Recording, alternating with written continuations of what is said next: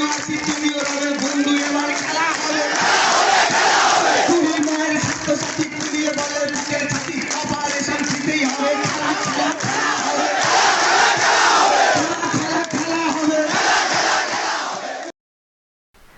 मैं अवनीश और आप देख रहे हैं प्रभात खबर का वीडियो सेक्शन। और अभी हम लोग हैं कोलकाता में, और कोलकाता में अभी बंगाल चुनाव को लेकर सियासी सरगर्मी तेज हो गई है। हम बात कर रहे हैं तृणमूल कांग्रेस के युवा और तेज तर्रार नेता देवांशु भट्टाचार्य से। देवांशु भट्टाचार्य की एक परिचय ये भी है कि ट्विटर इंडिया ने इसको खेला हुए जो स्लोगन है उसको बंगाल चुनाव का बेस्ट मूवमेंट घोषित किया है। तो देवांशु जी, आपका स्वागत है। Thank you. आपका सभी दर्शकों का मेरा प्रणाम। आपकी राजनीति में एंट्री कैसी हुई और तृणमूल कांग्रेस ही आपने क्यों चुना और आगे की क्या रणनीति है?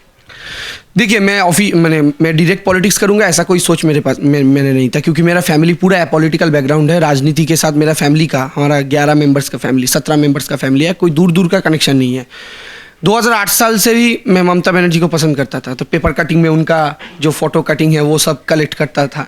2011 से सोशल मीडिया फेसबुक पर मैंने जब अपना अकाउंट ओपन किया तो हमारा दोस्त लोग तो कोई अपने गर्लफ्रेंड के साथ फ़ोटो छोड़ता था, कोई अपना बॉयफ्रेंड के साथ फ़ोटो छोड़ता था, कोई पिकनिक जाकर फ़ोटो छोड़ता था, मैं दीदी का फ़ोटो छोड़ता था। तो लोग जो बोल रहे थे भाई ये कौन है, अभी इस उम्र में पॉलिटिक्स का बात करता है। फिर 2011 से मैं लिखता गया। 2016 में जब 4G आया तो वीडियोस किया, लाइव्स किया, देखा उसका बहुत पॉपुलैरिटी आ रहा है, लोग पसंद कर रहे हैं, मेरा एक्सप्लेनेशन लोग पसंद कर रहे हैं।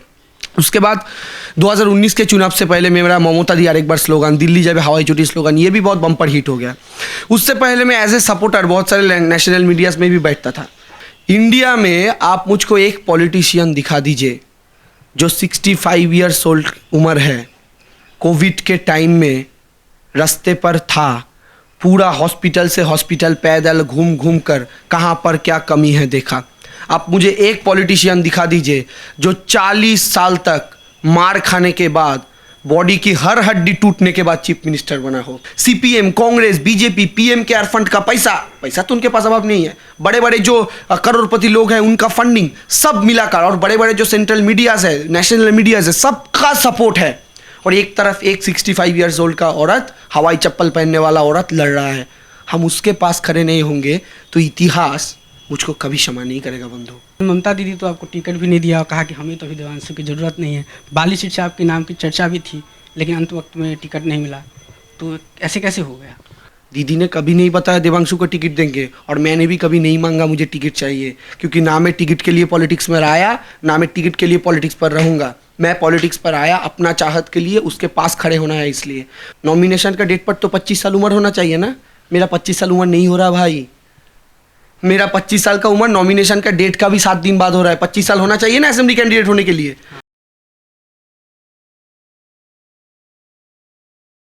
अरुण जेटली का बेटा भी डीडीसीए में है ना?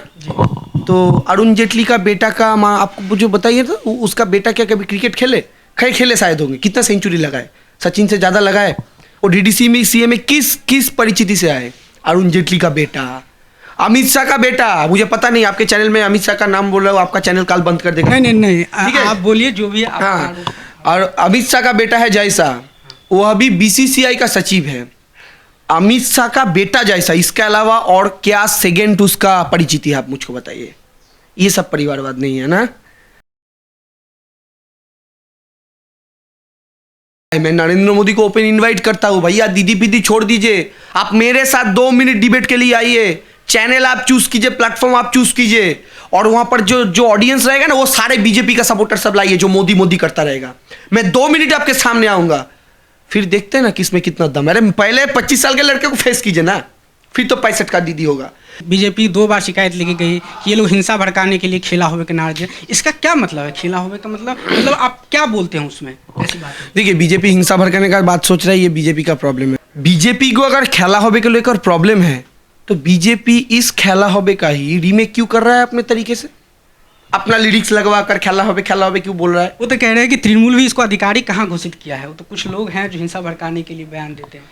अरे भाई, अगर खेला होवे का मतलब हिंसा भड़काना है तो बीजेपी का 2 पोर्शन के लोग, एक बोल रहे हैं खेला होवे हिंसा भड़काना है, और एक पोर्शन खेला होवे को लेकर दूसरा गान बना रहे हैं। तो फिर उस पोर्शन को मैं पूछना चाहता हूँ कि आपका दूसरा वाला पोर्शन भी हिंसा भड़काने के लिए खेला होवे बोल रहा है, क्योंकि एक ही खेला होवे है। उसका मतलब अगर टीएमसी के लिए आप बोलेंगे हिंसा भड़काने के लिए, तो बीजेपी तो फूल छोड़ने के लिए बोल रहा ना, ये तो नहीं हो सकता। ये है डबल स्टैंडर्ड बीजेपी का। हाँ, एक मीडिया रिपोर्ट में खबर बहुत तेजी से चल रही है कि 2 मई के बाद जो देवांशु है वो नाराज होके, रुष्ट होके राजनीतिक से संन्यास ले सकते हैं। ये मतलब इस पर क्या है? क्योंकि दीदी को 21 साल में चीफ मिनिस्टर बनाना ही है, उसमें मेरा जितना पावर है मैं वो पूरा लगा दूंगा। तो मैं तो ये दीदी को भी मैंने बोला था कि अभी 2 साल के लिए मेरा प्राइमरी जो क्या बताया आपको टारगेट है वो 2 साल है। अभी 2 मई के बाद दीदी जब चीफ मिनिस्टर बन जाएंगे 3rd टाइम के लिए, तब मेरा पहला जो मिशन है वो कंप्लीट होगा। उसके बाद मैं 2nd मिशन के बारे में सोचूंगा। अगर वो मुझको अलाउ करता है पॉलिटिक्स में रहने के लिए, मेरा अपना सोच, तो मैं रहूंगा, और अगर रहूंगा तो टीएमसी के साथ ही रहूंगा। प्रशांत किशोर जी का जो आप टिकट बंटवारे की बात कहें, उनका मतलब उनमें हस्तक्षेप हुआ है आपके पास कुछ? देखिए, प्रशांत किशोर का काम है सर्वे करना। आपके बिहार में भी वो लालू प्रसाद और नीतीश के अलायंस को लेकर काम किए थे।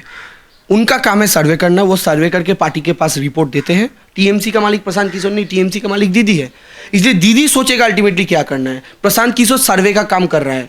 इसको लेकर जिसका प्रॉब्लम है, उसका इसीलिए प्रॉब्लम है क्योंकि उनके पता है उन्होंने क्या गुल खिलाया है ग्राउंड में, और उनका क्या सर्वे रिपोर्ट दीदी तक जाएगा। तो अगर उसको प्रॉब्लम हो गया, वो पार्टी छोड़ेगा, तो प्रशांत किशोर को ही तो गाली देगा ना। बीजेपी इस इलेक्शन में हारेगा ना, तो बंगाल से बक्सा फक्सा जो है लेकर फिर से दूसरा स्टेट चला जाएगा। अभी बंगाल में 4-5 साल नहीं आएगा, क्योंकि उनको पता है 2026 का लड़ाई टीएमसी के साथ लेफ्ट और कांग्रेस का होगा फिर से, जो 2016 में हुआ था। अभी बीजेपी इस बार बंगाल से हारेगा, यहाँ से 24 में उनका हारने का जो रास्ता है वो स्टार्ट होगा। ठीक है ना। वो बंगाल हमेशा ना, जो what Bengal thinks today India thinks tomorrow, तो बंगाल 2019 से उद्घाटन कर देगा, जिसको इतिहास कभी माफ नहीं करेगा। आप कह रहे हैं कि शुभेंदु अधिकारी चुनाव हार जाएंगे नंदीग्राम से? अरे सिर्फ हारेगा नहीं, इतना बुरी तरीके से हारेगा ना, वो पॉलिटिकल मैप से वैनिश हो जाएंगे। शुभेंदु अधिकारी ऐसे बदतर तरीके से हारेंगे। शुभेंदु अधिकारी का ये पॉलिटिकल सुइसाइड है, पार्टी चेंज करना, और वो ऐसे बदतर तरीके से हारेंगे, उनका पॉलिटिकल करियर खत्म। बीजेपी अगर राज्यसभा का टिकट देता है तभी वो तभी वो ये पॉलिटिक्स में रह सकते हैं, या फिर वो पॉलिटिक्स में एग्जिस्ट ही नहीं करेंगे 2 मई के बाद। कह रहे हैं दुर्गा जीतेंगी, महिषासुर हारेंगे। ये दुर्गा तो ममता दीदी के लिए आप बोल रहे हैं, लेकिन महिषासुर कौन है? आप सोचिए, मैंने बोलता था ना, जो बोलता है, जो राइटर लोग लिखते हैं, जो बोलते हैं, इसको समझना पड़ता है। कौन है? कांग्रेस लैब? नहीं, महिषासुर। देखिए, महिषासुर आप अगर दुर्गा का स्टोरी समझे तो उसको पता चलेगा महिषासुर एक बार एक रूप में आया था, एक बार एक भेष में आया था। दुर्गा एक ही था, लेकिन महिषासुर का भेष चेंज होता रहा। प्रभातखबर.com, विश्वास वही।